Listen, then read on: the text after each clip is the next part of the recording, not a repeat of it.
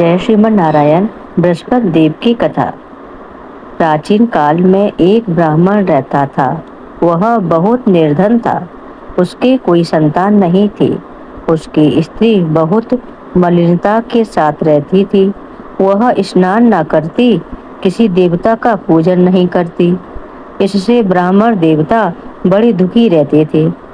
बेचारे बहुत कुछ कहते थे, किंतु उसका कुछ परिणाम नहीं निकला। भगवान की कृपा से ब्राह्मण की स्त्री के कन्या रूपी रत्न पैदा हुआ। कन्या बड़ी होने पर प्रातः स्नान करके विष्णु भगवान का जाप व बृहस्पतिवार का व्रत करने लगी। अपने पूजन पाठ को समाप्त करके विद्यालय जाते तो अपनी मुट्ठी में जौ भर के ले जाते और पाठशाला के मार्ग में डालते जाते। तब ये जौ स्वर्ण के हो जाते। लौटते समय उनको बीन कर घर ले आती थी। एक दिन वह बालिका सूप में उस सोने की जौ को फटक कर साफ कर रही थी कि उसके पिता ने देख लिया और कहा, हे बेटी, सोने की जौ के लिए सोने का सूप होना चाहिए। दूसरे दिन बृहस्पतिवार था। इस कन्या ने व्रत रखा और बृहस्पति देव से प्रार्थना करके कहा, मैंने आपकी पूजा सच्चे मन से की हो तो मेरे लिए सोने का सूप दे दो। बृहस्पति देव ने उसकी प्रार्थना स्वीकार कर ली। रोजाना की तरह वह कन्या जौ फैलाती हुई जाने लगी। जब लौटकर जौ बीन रही थी तो बृहस्पति देव की कृपा से सोने का सूप मिला। उसे वह घर ले आई और उसमें जौ साफ करने लगी, परंतु उसकी माँ का वही ढंग रहा। एक दिन की बात है कि वह कन्या सोने के सूप में जौ साफ कर रही थी। उस समय उस शहर का राजपुत्र वहां से होकर निकला। इस कन्या के रूप और कार्य को देखकर मोहित हो गया तथा अपने घर जाकर भोजन तथा जल त्याग कर उदास होकर लेट गया। राजा को इस बात का पता लगा तो अपने प्रधानमंत्री के साथ उसके पास गए और बोले, हे बेटा, तुम्हें किस बात का कष्ट है? किसी ने तुम्हारा अपमान किया है अथवा और कारण हो सो कहो।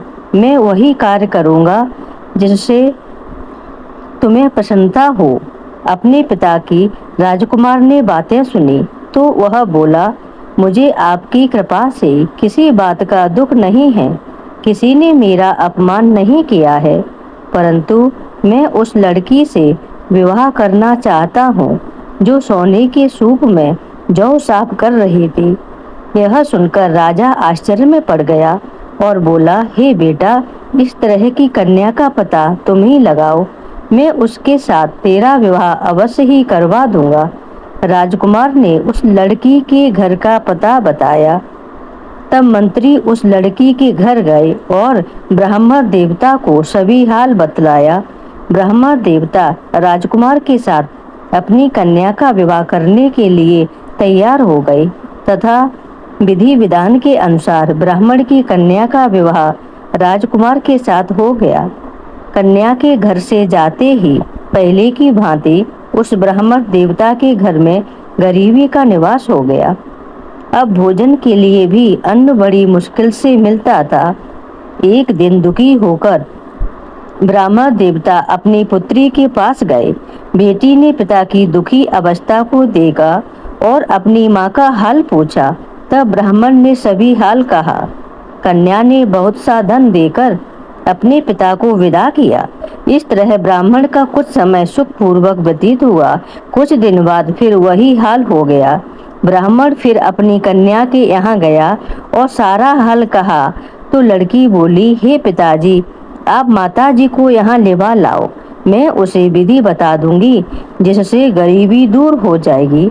वह ब्राह्मण देवता अपनी स्त्री को साथ लेकर पहुंचा तो अपनी माँ को समझाने लगी, हे माँ, तुम प्रातः काल प्रथम स्नान आदि करके विष्णु भगवान का पूजन करो तो सभी दरिद्रता दूर हो जाएगी। परंतु उसकी माँ ने एक भी बात नहीं मानी और प्रातः काल उठकर अपनी पुत्री के बच्चों की जूठन को खा लिया। इससे उसकी पुत्री को भी बहुत गुस्सा आया और एक रात को कोठरी से सभी सामान निकाल दिया और अपनी माँ को उसमें बंद कर दिया। प्रातःकाल उसे निकाला तथा स्नान आदि करा के पाठ करवाया तो उसकी माँ की बुद्धि ठीक हो गई और फिर प्रत्येक बृहस्पतिवार को व्रत रखने लगी। इस व्रत के प्रभाव से उसके माँ बाप बहुत ही धनवान और पुत्रवान हो गए और बृहस्पति देव के प्रभाव से इस लोक के सुख भोग कर अंत में स्वर्ग को प्राप्त हुए। बोलिए बृहस्पति देव भगवान की जय। श्री हरि नारायण की जय।